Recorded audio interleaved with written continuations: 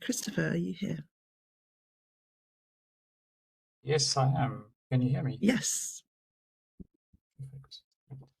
Um, For some reason, I can't turn my video on at the moment, but I can share screen, I think. Great. WebEx is a little bit new for me, so let's see what happens.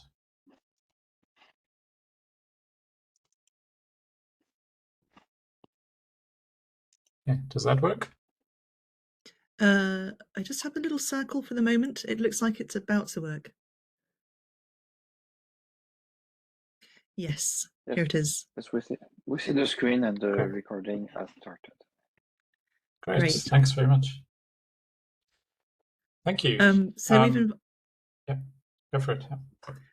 I was just going to briefly introduce you to say that we've invited Christopher Jack in part because of some work that you've been doing in terms of pioneering interventions for aid interventions in advance of extreme events, and your use of scenarios for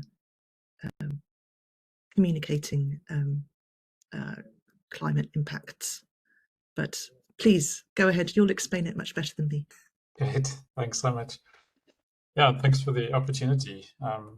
Yeah, I'm sitting in Cape Town in South Africa. We're going over 30 degrees centigrade today, so we're definitely in summer. I know you guys are heading into winter. Yeah, thanks for the opportunity to speak into this session. I've really enjoyed the previous two speakers. They've touched on a lot of points that I hope I'm going to resonate with. Yeah, and it's really nice to have the different angles. Yeah, so just briefly, I'm actually based at the University of Cape Town. I've been going through the list of participants, and I know quite a few of you. But I'm also a science advisor for the Red Crescent Climate Center, which is what's called a reference center, and we provide climate science support to the Red Cross movement, but more broadly across the humanitarian sector. So I wasn't quite sure what to talk about, and as I've been listening to the previous sessions, I've been changing some of my slides because I think I can resonate better that way. So I hope it sort of still holds together as a cohesive story, but I am going to touch on these two different areas, which are quite distinct, but there are some connection points. The one is in the humanitarian sector, so how we're trying to work around anticipating high impact events, something called forecast-based financing. And then I'm going to jump quite significantly into the development sector and adaptation and resilience planning, and how we're using storylines and narratives and scenarios in that space. Obviously, the overarching theme is around uncertainty. So let me dive into this. I just thought I'd start with a cartoon. I like to start with cartoons. This is a cartoon that came out of a set of workshops that we ran a couple of years ago now, looking at the ethics of climate services. And I don't think I've heard the term yet today, but I'll touch on it a few times. Also, I think we do need to be considering some of the ethical implications of how we communicate climate uncertainty, but I'll come back to that. Great. So just in the humanitarian and development sectors more broadly, and I know this is probably quite outside of the European context, but I think there's some specific characteristics of the humanitarian and development sectors, and I put it in quotes because these are very ill-defined terms even. But even though it's outside of the European context, I think it's also quite relevant, and maybe these different contexts are not always as distinct as we imagine. So the humanitarian community is, largely involved in limiting the impact of rapidly emerging, involving crises of all different types of crises, and we see this in the news and in reports all the time. But increasingly trying to anticipate these emerging, involving crises, because we know that obviously if we can anticipate a crisis emerging, that we can act preemptively, and that can often be much more effective. But they're really dominated by, I'm going to focus on three things. The one is the high complexity. So we don't have it's not a simple risk model. It's definitely a compounding and cascading risks. we see all the time the impact of a drought, but it intersects with conflict or internal migration.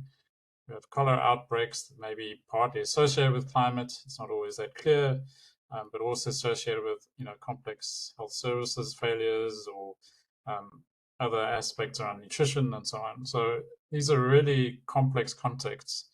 And when we're trying to bring climate science into them, we're increasingly hitting on this complexity.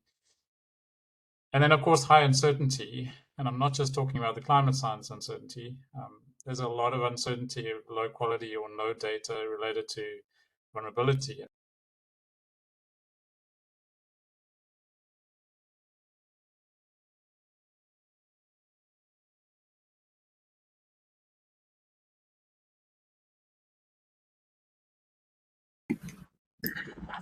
Chris, we seem to have lost your sound.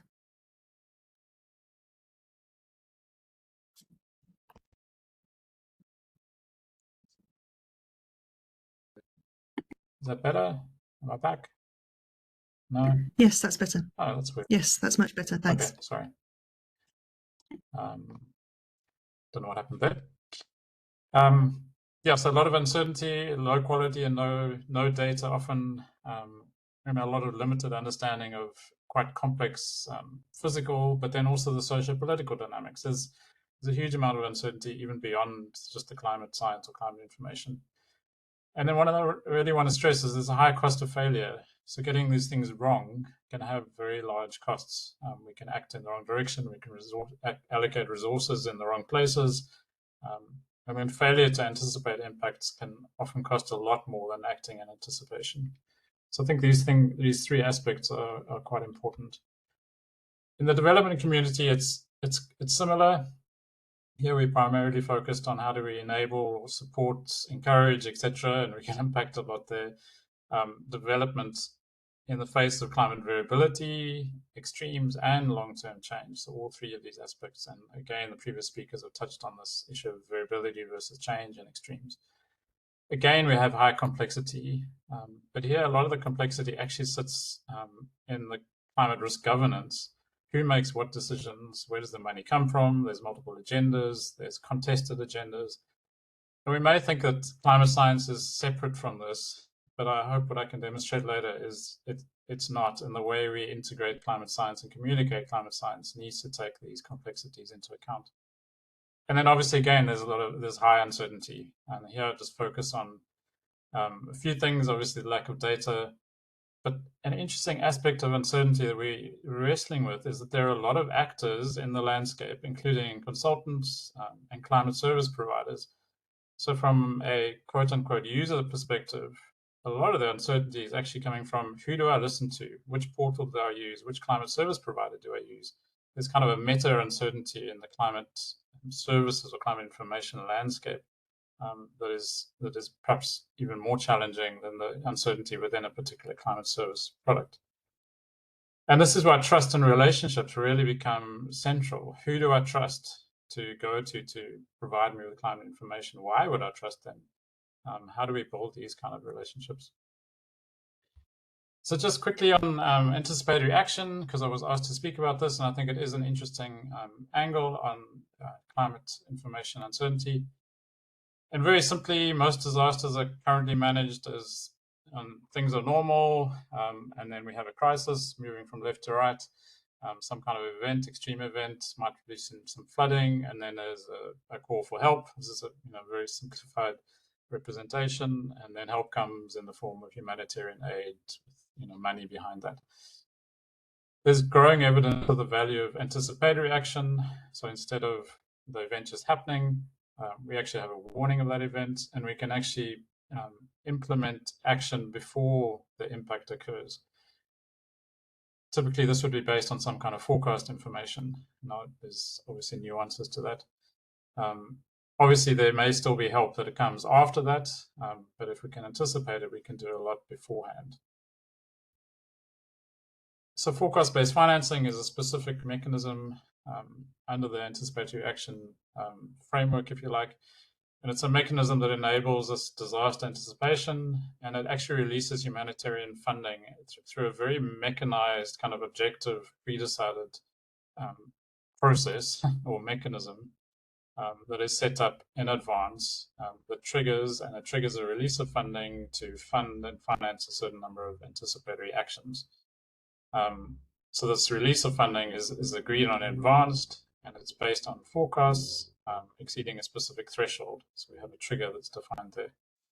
So for example, we could set up a trigger or an EAP, as we call it, early action protocol, that says if there's a forecast of above 100 millimeters of rainfall in the next 3 days, then we trigger this anticipated action, funds are released, and various actions take place before that event actually occurs.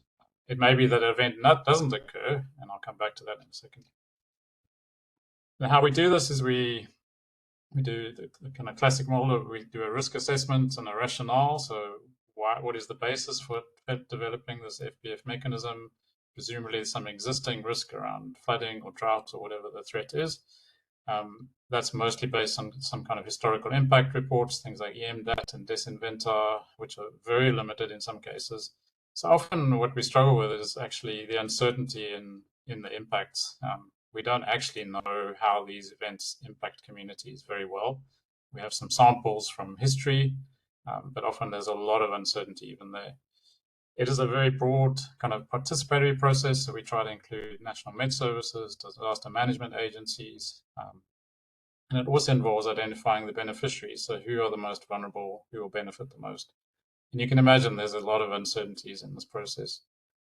Key here is the collaborative process. So we want it to be collaboratively done, participatory, so that everybody is involved and everybody agrees together. Of course, that doesn't happen in reality, but that is the sort of principle behind it. Then we want to identify the forecasts. Again, here we often want to prioritize forecasts from local institutions, local Met Service, because they have a mandate, they have some kind of trust relationships with other agencies, and they have existing early warning systems in place. So we don't want to drop in another forecast system into the landscape when there is existing forecasts. That may mean, without being judgmental, it may mean that in some cases there's a lower forecast skill. So that's a tricky trade-off. We may have higher uncertainty, lower skill, but trust and ownership often trumps forecast skill. So these are some of the trade-offs that we might need to make. And then we want to define the impact level. When will we trigger? And this is obviously the key one. There's a funding mechanism behind this. That funding mechanism, it's a bit like an insurance scheme in some senses. It can't support lots of false alarms. So we can't trigger at a moment's notice. We can't trigger all the time and have lots of false alarms. So we're aiming for a certain sort of return period. Most of the time in the Red Cross world, we're aiming for sort of 1 in 5 year event. But obviously there's a lot of subjective decisions that take place here. And then what is the forecast skill? So if you've got a really skillful forecast, you can do things really nicely, but often we don't. So we may have to accept a certain number of false alarms or misses. And again, how we manage this is try to collectively agree on the acceptable level of risk for everybody involved, both the funding mechanism, the other agencies involved, and of course the beneficiaries. And this is difficult, and it doesn't always go well, but it's a core sort of tenet, if you like, of managing uncertainty in these kind of contexts. False alarms and misses degrade trust. So we see that all the time. We recently had a case where the mechanism did not trigger, and then there was a flood, and now there's a breakdown in trust, partly mitigated because the whole process was very collaborative and collectively owned. So there was some understanding that this might happen already, and hopefully it can withstand that kind of trust breakdown. Okay, and then lastly, another way we measure the uncertainty is we have multiple or flexible triggers. So we might have an initial trigger that has quite a high false alarm or miss rate or false alarm rate.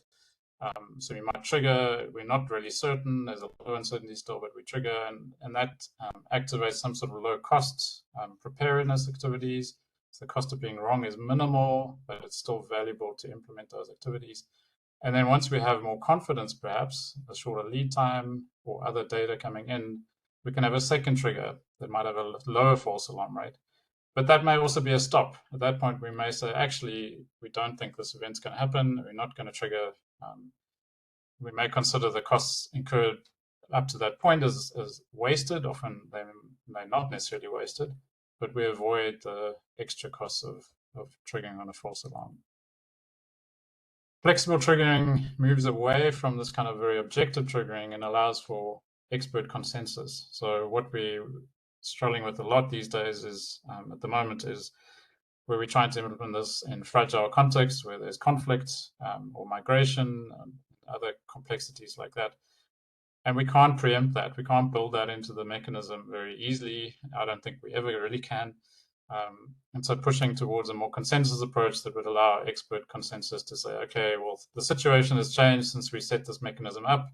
The uncertainties have changed, and so we're going to trigger or not trigger based on the new information. So these are some ways that we try and manage uncertainty in these kind of mechanisms. Cool. Now I'm going to save time by not going through this example because I'm watching the time. Okay, so I'm going to transition quickly now into narratives and storylines, which is my real passion. So I'm going to start with a sort of framing question. Is we often get the message or the narrative, if you like, that decision makers don't have good enough information to make decisions. And what is the problem? And we diagnose the problem in different ways. The one diagnosis is that it's too hard to access the information. It's too difficult to understand or interpret. There are too many different sources, which is the right one, or it's too uncertain. We need more precise information. And the solutions that we've come up with, and these are good solutions, I'm not disparaging any of these solutions, but I'm going to unpack it further, is if it's too hard to access, we make it more accessible. So we build a portal, we build a platform, we build some way that allows people to access that data. And I've seen that happen, and I think there's some really big advantages that have come out of that. Too difficult to understand or interpret is we need to communicate better and have better visualizations. And again, really nice examples of that. We've seen them in the previous presentations. I've seen really good developments in this space that I think are really helping. Too many different sources, which is the right one. We tend to want to build one central repository. I think this is a really interesting discussion and maybe quite core to the this particular project. And then too uncertain, we need more precise information. Often we want to reduce the uncertainty or do more research to reduce the uncertainty. I don't think in many cases we have time to reduce the uncertainty through more research. I think that has to keep going, but we need to be able to act now. And I'm going to talk a bit more about reducing uncertainty. This is a little bit of work we did just looking at communicating uncertainties to decision making. And I just want to pull something out of here. First thing is concluding out of this study, which was done through a lot of interviews with decision makers, mostly across Africa. Communication formats should transparently convey the nature of uncertainty being communicated and be readily comprehensible to ensure that decisions can be made based on understanding of uncertainties. There's a lot to unpack here, but the transparency, I think, is really key. And I'll talk a little bit later on transparency around the assumptions that are made and the uncertainties that are embedded in it. But the other one I really wanted to focus in on is trust in climate information and in those who communicate the information. So it's not just in the information, but it's in the people. It should be measured and evaluated to assess, blah, blah, blah. So this key issue of trust really came up. Who do I trust? Not just what do I trust, but who do I trust? Is it about tailoring to user needs? Yes, and also no. There's been a lot of work on tailoring. Tailoring, I think, to me, speaks to a big underlying challenge, and it was really nice. The previous presentation also had an iceberg picture, so I put one in. I think sometimes we try and use tailoring, and we're trying to address the problem in the wrong way, but I don't have time to dive into that. Uncertainty is often equated with ignorance. So the temptation to reduce uncertainty, I think, sometimes is we don't want to appear ignorant, so we want to have reduced uncertainty, or the perception is that uncertainty is the same as ignorance, which of course isn't true. In fact, a clear articulation of uncertainty to me is the opposite of ignorance. But I think this perception is really challenging sometimes. To me, and again, I think this resonates with the previous speaker, uncertainty should motivate engagement, not dissuade engagement. Having high uncertainty is a reason to engage with the information, not a reason to not engage. We need to somehow break down that barrier. And then, of course, often the epistemic uncertainty is just a small part of the total uncertainty landscape. As I think Roger was saying earlier, there's so many other uncertainties in these spaces.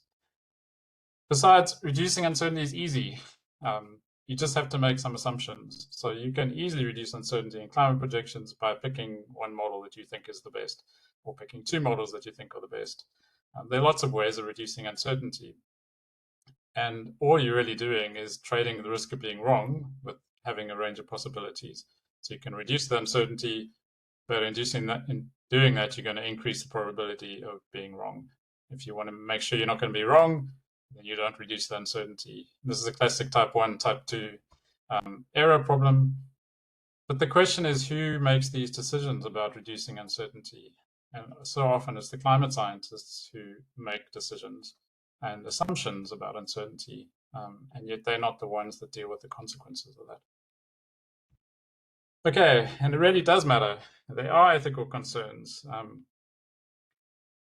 There's a proliferation of climate portals and products that promise the best climate information. And how do we navigate these ethical dilemmas? Sorry about my phone, just ignore that. Who will suffer the consequences of these bad decisions, if there are, and what is the responsibility on the part of the climate information provider? This is difficult questions. I don't have good answers necessarily, but I have some thoughts. Okay, so on to the last bit of just climate risk narratives, which is an approach that we've been using a lot and exploring, and I continue to feel very passionate about. I think there's really strong evidence that we use narratives as humans. We use narratives to capture the essential meaning of complex evidence. We read a newspaper report that has all sorts of competing evidence, and we have an existing narrative, and we continue to build our narratives that help us make sense of that complexity. And I think it's really the same with climate complexity. We gravitate towards constructing a narrative. So even if you present someone with a very scientific graph, what people take away is a narrative about what that graph means, and it'll be different for different people. Just as one of the previous speakers said, risk is different for different people. How we engage with complexity is different for different people. We tend to hold existing narratives, and we know this confirmation bias thing, but I think it's really important. We seek evidence that confirms these narratives. So what we've done in work across a number of cities in Southern Africa, and we're doing in other contexts now, is collaboratively developing climate risk narratives or storylines. I don't have time to talk about the sort of physical climate storylines approach, but we're trying to weave that in now, and I'm sure many of you are aware of that. So I'm going to focus in on the collaborative process. So spending a lot of time understanding the existing narratives. So you can see the rope on the floor there as an example. Is trying to understand what are the existing narratives within a particular decision context. In this case, it's Lusaka, informal settlements in Lusaka. So you really understand those existing narratives and how people are thinking about risk and decision-making within these spaces. It's very hard to introduce climate information into those contexts. But we can, once you've got an idea of those existing narratives and you've built trust, and there's been a lot of mutual learning and understanding about these perceptions and the different stakeholders and decision-making, and you've embraced the diversity and the contradictions, because often there are contradictions. People have competing views and competing understanding of how things work in a context. There needs to be a lot of humility. So as climate scientists, we need to be really humble and say, we bring one perspective, one piece of information into this complex context, but there are many others, and ours is not superior or dominant to others. And then a huge amount of transparency. So the picture on the right there, myself and Richard Jones, who I'm sure many of you will know, a really interesting process where we collaboratively with everybody involved in the process made decisions about how we're going to interrogate the uncertainty in the climate projections. And we tried to do it in as transparent a way as possible and allowed people to engage with those assumptions. I don't know, I wish I had more time to talk about it. The graph on the top there just shows the projected changes in rainfall across the Kafue and Lusaka, the two main regions of interest. And there's huge uncertainty in the CMIP5 projections. It hasn't changed much in CMIP6. Some models are increasing rainfall, some are decreasing rainfall. So we were wrestling with real uncertainties around climate risk in Lusaka. And where we ended up with these 3 climate risk narratives, and there's a lot more behind these. These are just an infographic approach to it. We had a hot and drier scenario, a warmer and more erratic and extreme rainfall scenario, and a warmer and more extreme rainfall scenario. What's really interesting here is 2 things. The one is the collective decision was not to worry about average increasing rainfall. That was not a concern. Even though it was in the projections, it was part of the uncertainty space, it was not the main concern. Extreme rainfall, yes, but average kind of increasing rainfall was not a concern. And so we dropped it. It got dropped out of the uncertainty space. The second thing is that often the responses to these different scenarios, even though there's a lot of uncertainty here, many of the responses, once you work through the decision options, the decision spaces, the funding resources, a lot of the options and responses that come out are very similar. So sometimes this perceived uncertainty is not as real at the end of the day. Okay, last few slides. I'm almost out of time. We've pushed this process forward into looking at a particular issue around flooding in Lusaka. And here we're thinking even more about the idea of plausible imaginaries. Like, what is the pathway from here into the future? How do people imagine that pathway towards a better future, if you like? What does that better future look like? And what is the pathway towards that? This kind of ties in with the Climate Resilient Development Pathways Framework. So we're trying to bring that to ground, as it were. And I think it was quite an interesting process. So we actually literally did it on the floor. So we started where we were closest to you on that picture there, the current sort of status, also acknowledging historical trajectories. How did Lusaka get to where it is now? Where did these risks emerge from? The planning decisions made, the colonial legacy that drove the decisions that produced the risk that are currently experienced. That historical legacy is really important. And then how do we get to a better future? And we ended up with 2 really strong pathways. The one was an engineering and planning pathway, and the other one was much more around local governance. Who's involved in decision making, local area development planning, financial resources. 2 very distinct pathways. And a lot of really interesting interactions across the different stakeholders around which is the right pathway. And yes, also modeling. So we did have high resolution flood models. I'm not going to dive into there, but we do continue to bring the climate science and other science into these processes. But they're on the wall. They're not dominant. They're not driving the narrative. I think that's really key. And it has real influence. So the mayor attended, and a lot of these engagements, it's been very supportive. And there's been real shifts in local governance. So now there's allocation of finance to ward development committees to address climate risks in the way that they feel is appropriate. Community practitioners, including city officials, all sorts of other implementations. So I'm really encouraged that the process does really engage with decision making and seems to be having a real positive impact.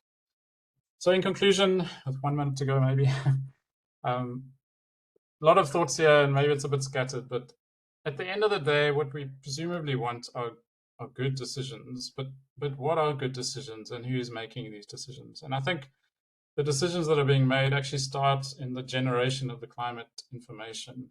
You can even argue it starts in how the models are set up, how the CMIP experiments are set up. We could even push it that far back, but so who's making what decisions, what assumptions are being made in this kind of pathway from the science through the decision making? And obviously at the end of the day, we want good development decisions or humanitarian aid decisions or climate resilience and adaptation decisions. But there's a lot of other decisions involved in the process. And I think we need to be interrogating those. Any communication of climate information should be informed by this understanding of how decisions, and especially the assumptions, I'm glad previous speakers spoke about that, how they're really made. Sometimes, so often they're made implicitly and opaquely, and who is making them, who gets to make the assumptions that have the implications. But also this thing of risk is really key. Like, how is risk perceived and managed already? And our risk assessment approaches, I think, leave a lot to be desired, particularly around the uncertainty but also the heterogeneity of risk. Two people living within 100 meters of each other can have very different understanding and perception and experience of risk. And often we're not capturing that kind of heterogeneity. And then what are the implications of bad decisions? So what if we get this wrong? What if the way we're producing the science and the information is wrong? And I'm not saying we shouldn't do it. I'm just saying, can we think through what are the implications of bad decisions all the way along this chain? Although I hate the term chain, but yeah. So then, lastly, communication I think is deeply entangled with these questions of trust and humility and mutual and ongoing learning and contested perspectives. Yeah, so it's a much bigger picture than just presenting information. And then I think a real challenge, and I'll end with this because I think it's the topic of this project, is how do we do this within, sorry, a spelling mistake there, within a standardized approach to climate services? So we've also been wrestling with this. How do we standardize climate services? What is the sort of quality assurance of climate services? But how do we do this in a standardized way when there's all these contextual complexities and different perspectives? And yeah, I don't know. So I'll leave it there for some discussion. Thank you.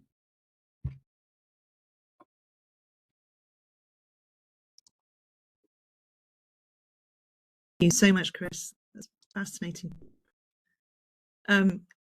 We're actually right on time to begin our a panel discussion, but before we do, are there any specific questions to Chris from the floor?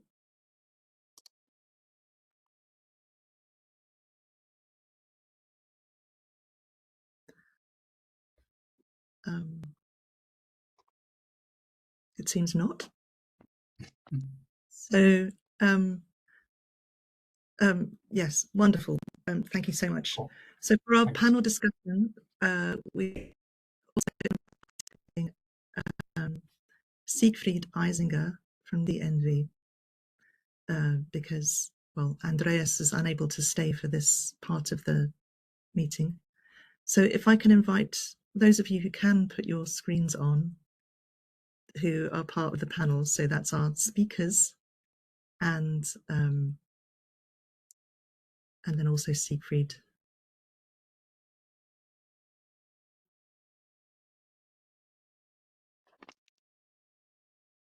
Siegfried, can you just speak so I know that you're here?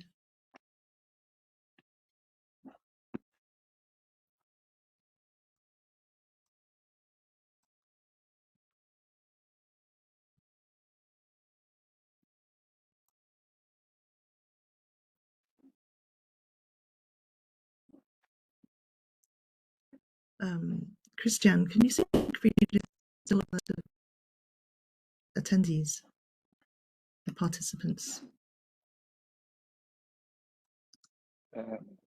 Can you repeat, because your audio was cut? Oh, I'm inviting Siegfried Eisinger to join us for this panel discussion. And he was here earlier, but I don't see him now. I wonder if you see him.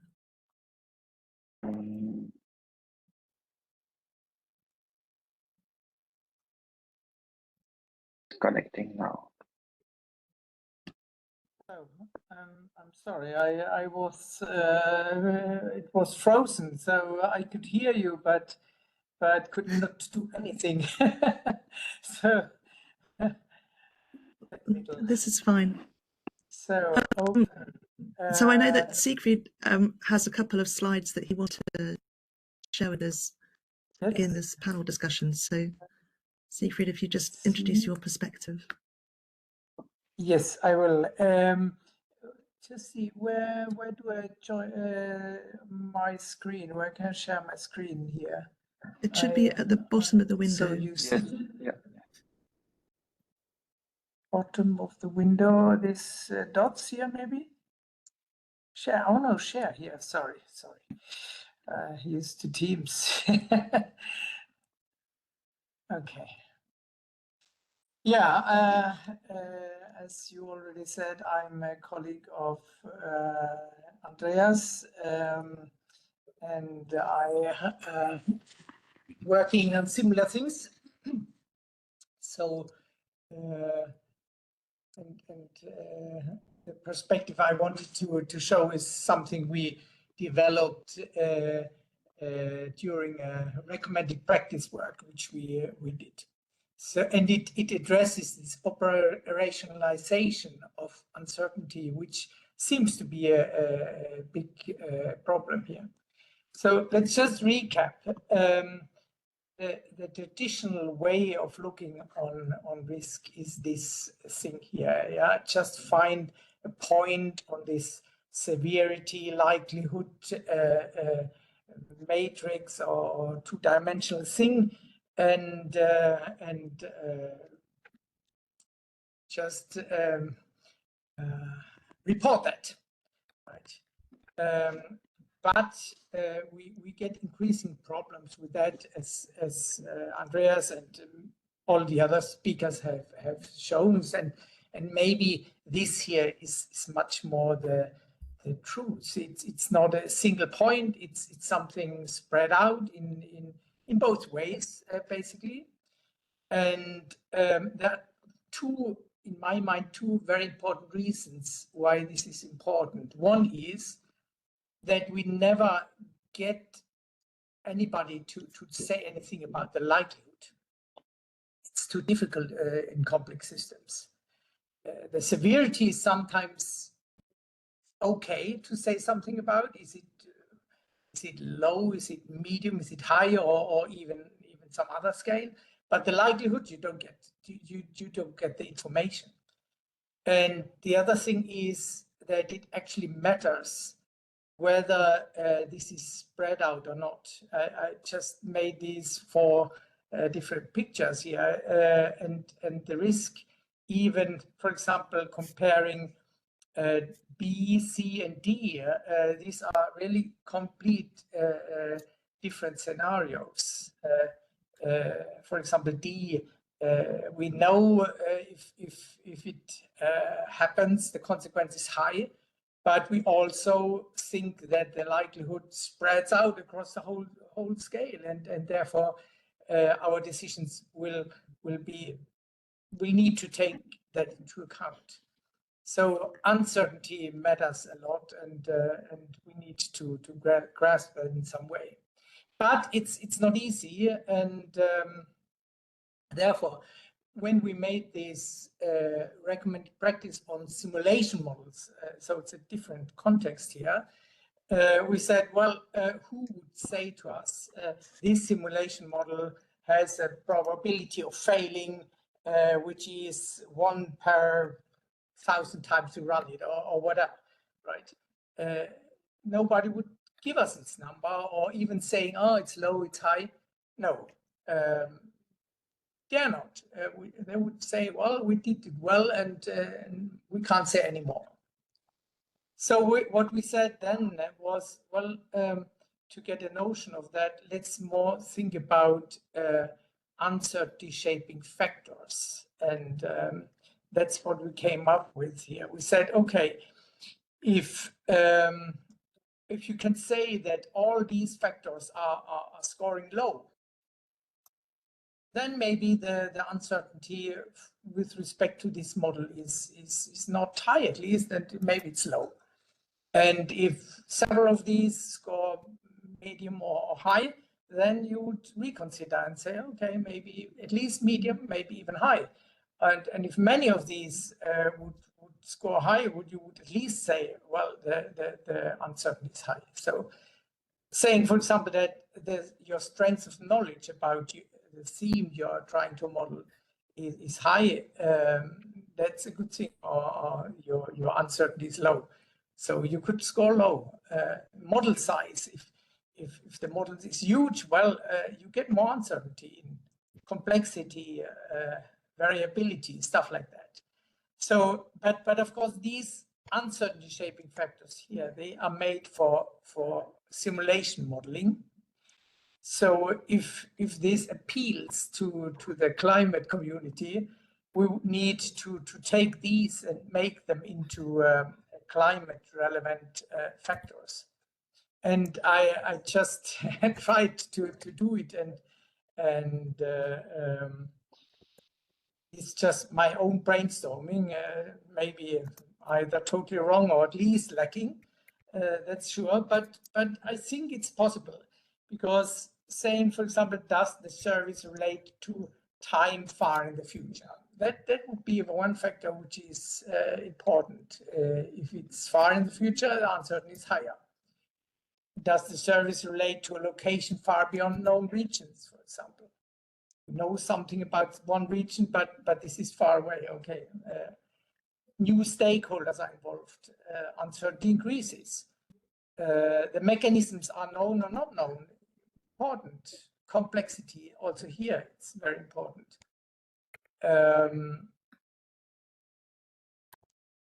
Complex or large models, if models are involved, is again important. Service require large areas on land, because that drives normally discussion in the local community. Okay, you want to occupy all these areas, but we have our animals there, for example. So also actually these shaping factors could even include political and other issues here, because it makes the service more difficult to run. So that is, in a way, one idea how maybe uncertainty could be made more easy to grasp. And that's what I wanted to present to you, whether it maybe is interesting also for climate. That's it. Thanks. Thank you, Siegfried. So I have a question to our panelists in general about one thing we've been considering from our project is about where is the boundary of a climate service? You know, how much do we do as data providers to help you with the communication of climate risk and uncertainty? What sort of products do you need from us to be able to do the work that you need to do? So firstly to Jeanette. Yeah, I also wrote something in the document. I do not have a clear answer, but what I also mentioned is that the way you present information on uncertainty may have impact on the interpretation and the decisions that are made on it. And I think we should not want this implicit influencing of decision making. So in some way, it means that we have to take care of how we present information on uncertainty. On the other hand, you also do not want to overload people with information on uncertainty. But if you have a range on how you can present information on uncertainty, then, well, someone who needs to present it can pick out what is relevant for a certain situation. It does not really answer how to do it, but well, it's also some ethical question. What can you do? What can you not do? Maybe it's important to distinguish between the persons sitting inside the risk analysis and making decisions and the public outside. That is important to me. One point is then, well, it's very important in a risk decision context to really invite everybody who is relevant. So what we call stakeholders sometimes. So get them really on board and have them around the table to discuss the things. And with them, I think it's very important to be very honest and clear about uncertainty. And then in the next stage, when decisions are made and trying to communicate, then it's a different question. Not trying to be not honest, but you know that you wouldn't be able to convey all the details to them. They would get scared and uncertain about what you try to say, and would maybe try to misuse the information given. So then one needs to be very careful about how to present things and present the main points. I think that is. Yeah, but the problem is that if you present information on climate uncertainty, then it's often to people that, that do not take the final decisions. And there can be researchers, policymakers that prepare information for the final decision makers. And it depends very much on the background knowledge of someone, and what you can present and how you should present the information. So Yeah, I agree. But on the other hand, it's also maybe part of the problem that the decision makers are not early enough included in the risk analysis. They need to know more than the public. That's my point. Yeah, I think they should know more than the general public, but I do think that in many cases the final decision makers do not want to be included really early because simply they don't have the time or whatever. Yeah. I wonder if Chris can come in on this topic.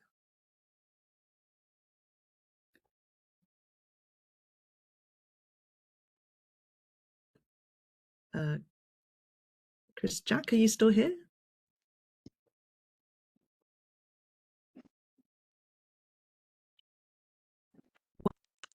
I'll let Christopher come in when he is when he's available. Still muted. Please continue talking. He's struggling with the mic, he says. Maybe, Christopher, if you leave the web, re-enter, it might help.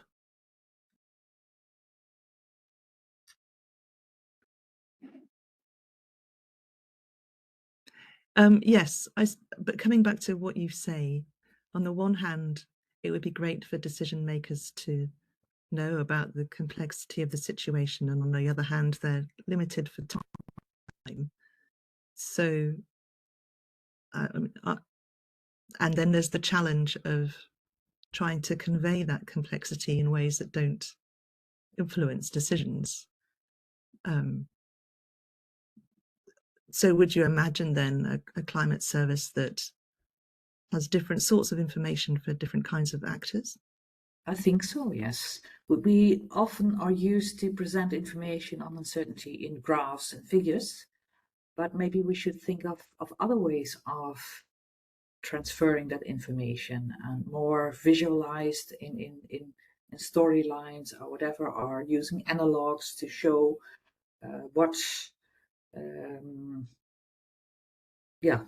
how you can deal with uncertainties, and that in some way there should be someone in between climate scientists and the final decision makers who can make a selection of what is really relevant, and things like, well, what can go wrong if you take the wrong decision.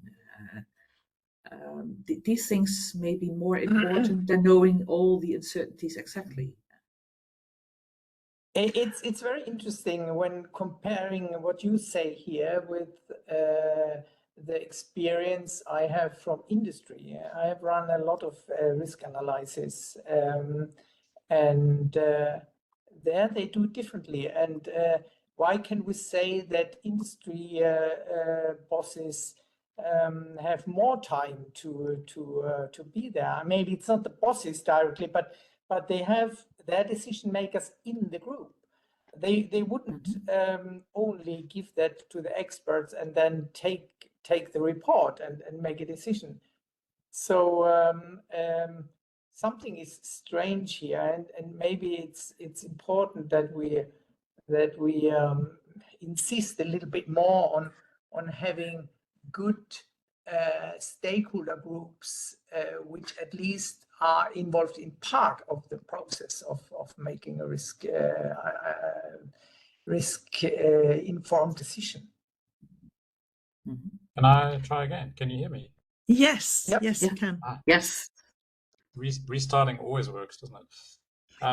So, so I think, I mean, something I've wrestled with over the last few years is this idea of the climate services value chain, and that I think this value chain is part of the problem. Actually, there's this perception that we do the science, and then that gets translated into some sort of service, and often, as you're saying, that gets translated again into some kind of brief or policy or something, and then the decision makers engage with it.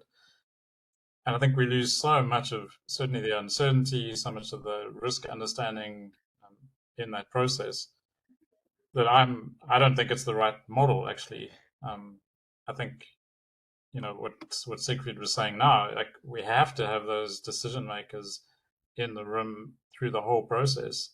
And I know that seems like they don't have enough time or something. There's lots of reasons why that doesn't happen. But if we don't do that, I think we're getting a lot of very muted and in some cases distorted information going into decision making. Yeah. No, I agree that it would be better if the decision makers would be included, but I often see that in practice it's not working that way. And yeah, So actually you would need to turn around this. I think there's one way, because I agree, and decision makers involved in so many different processes, and they can't be everywhere all the time. But I think there's one way we can start to address this is by developing a kind of typology of decisions, because even though every decision context is different, there are certainly typologies. There are different types. Some are very engineering decisions. Some are going to be policy finance kind of decisions. And if in some particular cases we can really deep dive and understand these different types of decisions, we can build a lot of that understanding back in. And it's not a perfect solution. It's kind of a halfway. But to me, that's helpful. Yeah, it could be a solution, but I think that the most important is to, before presenting any information about uncertainties, first have a talk with the decision maker or those who support the decision Absolutely. maker to understand how the decisions are made, who they talk to, what are their points of interest, what are the trigger points, and etc. And then you can tailor the information more, but also think of, well, how can we put in as much information as possible and not obscuring the uncertainties that are relevant, but trying to, well, include it at least. I showed a picture where I showed a figure of the current climate and two pictures of the future climate. And well, we had 4 scenarios, so we decided not to show all. We do have different time horizons. We didn't show that either, just one time horizon. But by showing 2 pictures for the future, we at least included implicit, the notion of uncertainty for the future. And well, that may help in some occasions. Maybe at least it made people more aware of it. Yeah. I mean, just on that one, if I may, I think sometimes there's also pressure to provide information that's easy to use, and I think sometimes we should resist that. Sometimes the information is not easy to use because there is uncertainty. It is difficult, but we get drawn into, well, we'll make it simple for you, which isn't always helpful. Well, what I often got the question, what is the most probable scenario that I should use? And I always said, well, I cannot give you that answer, but I started talking with them about, well, what is relevant for you? And then I could give sometimes some advice what to use for that specific situation. exactly. Yeah. People in general appreciated. They had a question. I couldn't answer it, but at least I tried to help them on how to deal with well, with the problem of uncertainty. I noticed that Christian has raised his hand. Yes, just to complete that, the problem is that sometimes if we work with people doing impact modeling, for example, they run hydrological models or things like that, if we have uncertainty, they still need explicit scenarios, and sometimes they don't have the capacity to run 10 times their hydrological models. So sometimes it's a problem. They cannot use, for example, the range. They must use different scenarios to express that range, and they also add the uncertainty of the hydrological models.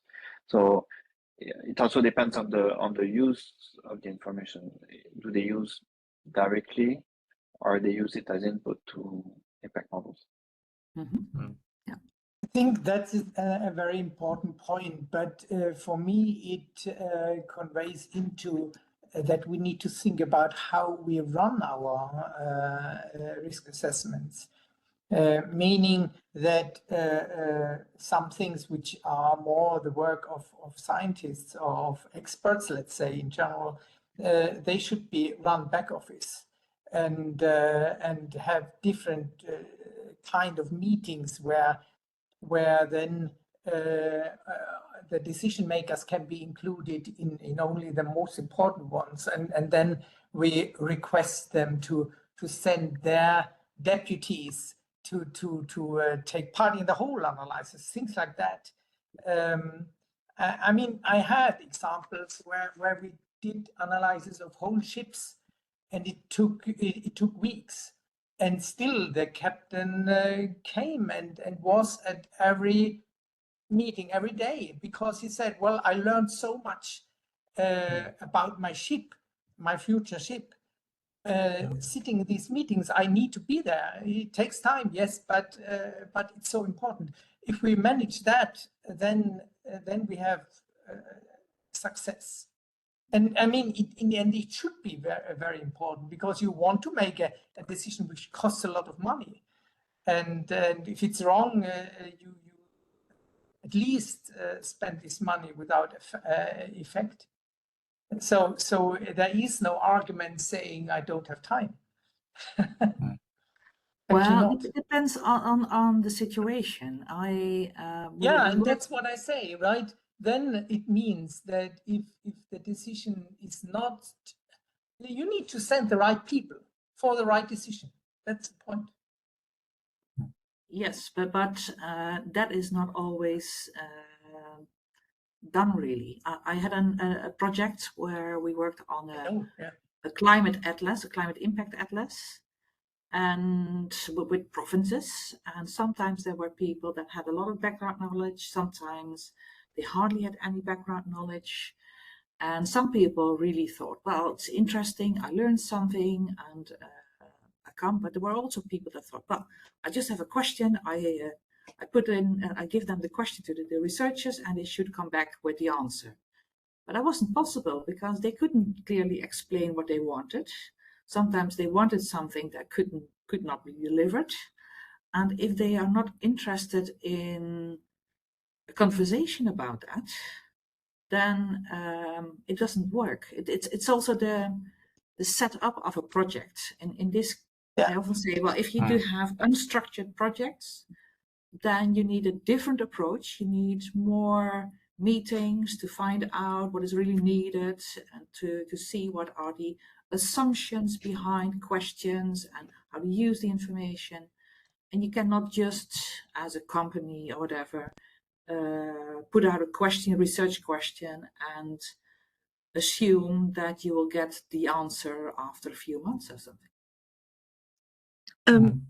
Something that Hassan has said in the chat is about the problem of the climate risk assessment being something that's left to the scientists, and that then policymakers use those already made risk analyses for their decisions. And I think it seems that you're talking entirely around that subject. Yeah. So thank you for that. The I decision agree. maker should be And included in another the question process. is who is paying? I mean, if the organization of the captain is paying this risk analysis, they want it, then it's much more. It makes much more sense to be there and also to ask for the right focus areas. While if some unknown organization pays for the analysis, it might not be, yeah, I'm coming or I'm coming not. It's not so important. It's more like a hobby, right? And that is a bad situation. Chris, did you want to come in? Yeah, I mean, I think these are really good points, and you gave the example of developing a climate risk impact atlas. I think was the example, Jeanette. And I guess the question is, why was that atlas being developed? I'm not criticizing it being developed, but why was it being developed in the first place? Was it responding to some need from somebody? Because I think sometimes there is a sort of perceived need that we need this, and people say, "Oh yes, we need something like this," but we don't dig deep enough into what are you actually looking for. And a lot of decision makers do just want to look at a nice map and say, "Oh, there's my climate risk." And maybe we should sometimes resist that and say, well, we don't think this is what you actually need, and dig a bit deeper.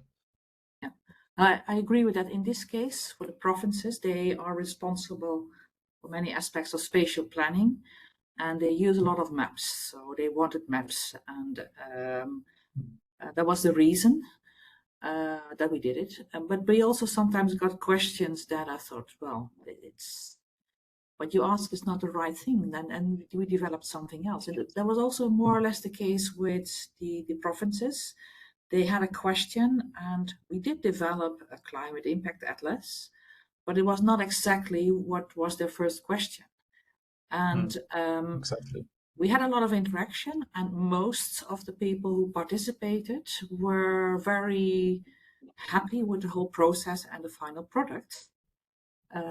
Because they learned a lot, and we learned from each other what was needed. Yeah.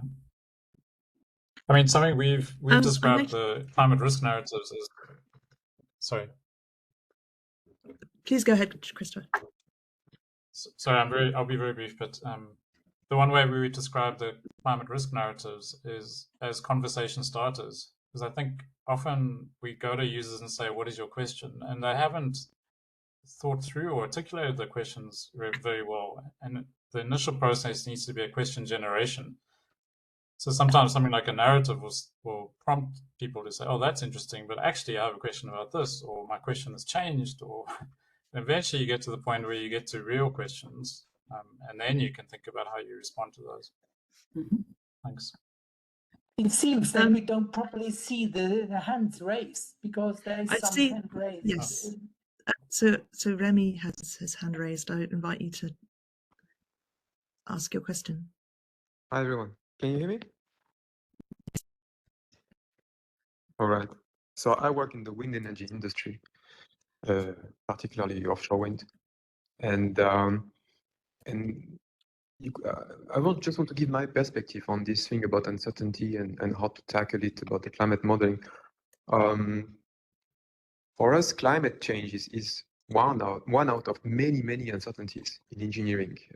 In my field, I mean, we have many other things that can go wrong. And so how do we typically deal with that? I mean, in the past, we didn't really directly have a dialogue with the people that are producing the science.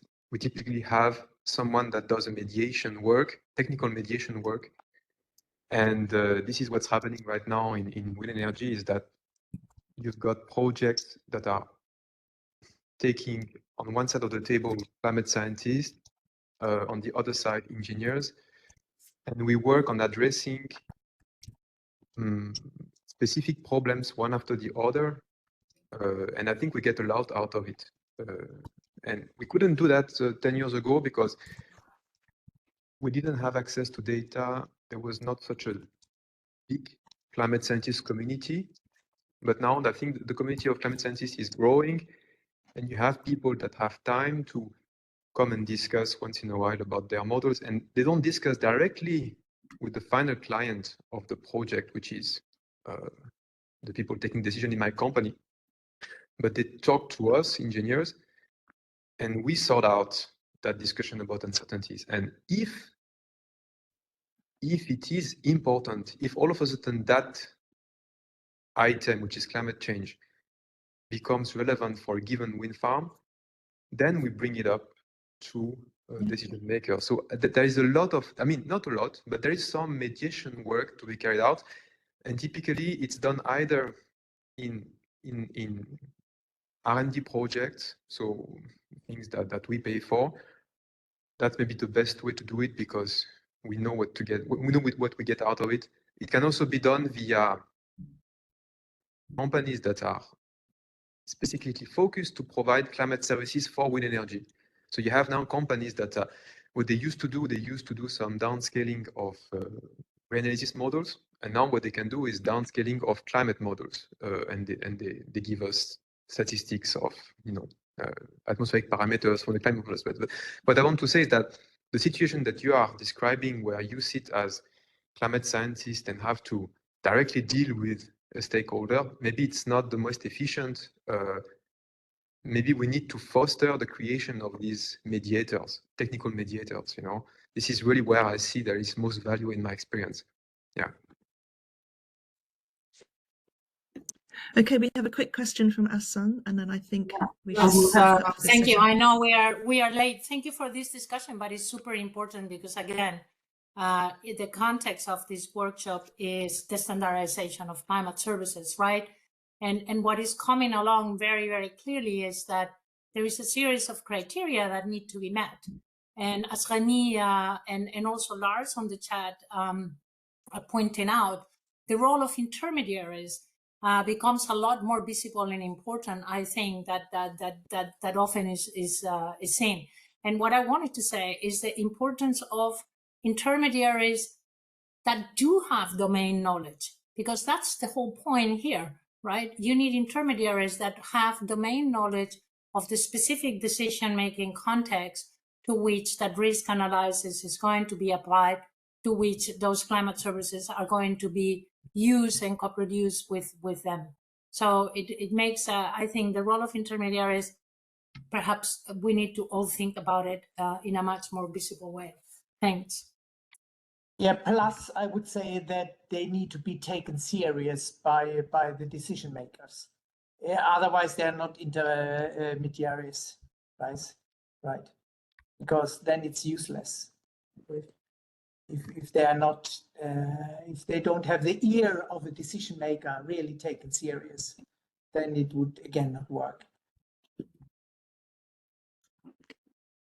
Okay, well, thank you everybody for your contributions today. It's been a really rewarding morning.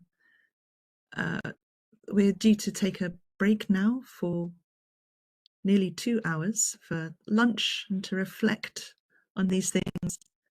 We'll be reconvening this afternoon with some interactive workshops where we hope to dig deep into finding some examples of how we communicate climate uncertainty, and also, again, that uncertainty fitting into the context of other uncertainties that are also being dealt with.